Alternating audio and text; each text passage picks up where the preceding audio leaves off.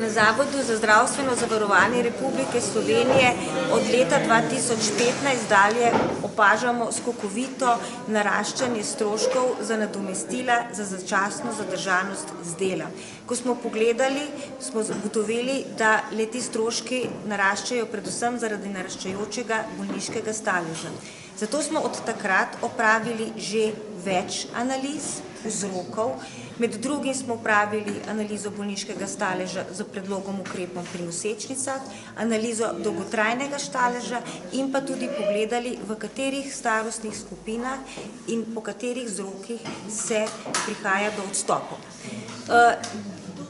Zdravstveni absentizem oziroma bolniški stalež je pravzaprav medresorski problem in je eden izmed ključnih pokazateljev zdravstvenega stanja delavcev. Ni le zdravstveni problem, ampak je socialni, ekonomski, vsesplošni problem, ki zahteva medresorsko ukrepanje, vkolikor se povečuje. Mi vemo, da v Sloveniji presoja začasno zadržanost dela najprej izbrani zdravnik, imenovani zdravnik, zdravniška komisija, vendar le-ti presojajo zadržanost dela glede na zdravstveno stanje in pa delo, ki ga človek opravlja. Nimajo pa širšega ali kakršnega koli drugega vpliva na vzroke, ki do bolniškega staleža pripeljajo.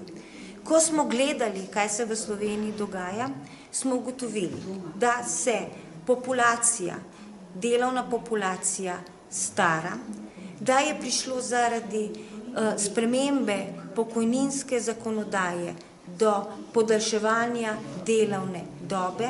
Ugotovili smo, da ima daleč največji delež izgubljenih dni v breme Zavoda za zdravstveno zavarovanje starostna skupina nad 50 letom staranja, da je tam tudi strošek največji. Analizirali smo bolniške staleže po vzrokih in ugotovili, da je največ ljudi, tako moških in ženskih, v dolgotrajnem staležu nad 3 oziroma 5 let zaradi mišično-kostnih bolezni, potem pri moških prednjačijo tudi poškodbe in zastrupitve izven dela.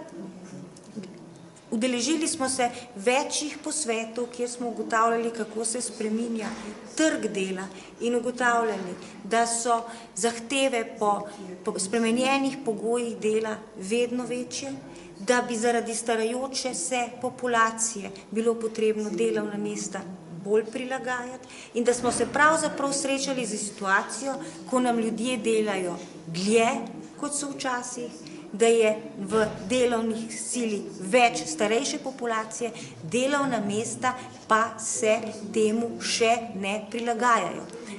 Prav tako ni medicinske rehabilitacije tistih, ki so v bolniškem staležu dovolj razvite in se postopki začnejo prepočasi.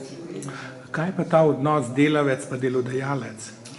Odnos med delavcem in delodajalcem je seveda zelo pomemben. In na konferenci, ki je bila 27. oktobra v Cankarjevem domu, pravzaprav okrogli mizi, je bilo predstavljeno poročilo o psihosocialnih tveganjih v Sloveniji, ki ga je predstavila Fakulteta za družbene vede in je bilo ugotovljeno, da so Slovenci v nekoliko drugačnem položaju kot njihovi evropski delavci.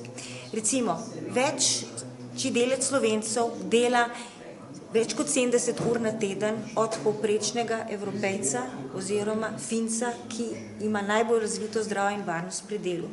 Slovenec gre pogosteje na delovno mesto bolan kot Evropejec. Slovenci v bistveno večjem odstotku menijo, da delo negativno vpliva na njihovo zdravje, kot to pravi Evropejec. In kar je še pomembno, ko so Slovencev vprašali, do katerega dela pa mislite, da boste sposobni opravljati delo, kot ga opravljate sedaj, so ugotovili Slovenci bistveno nižjo starost, torej 4 leta prej bi Slovenci nehali delati v primerjavi z Evropejcem. In kakšne so rešitve?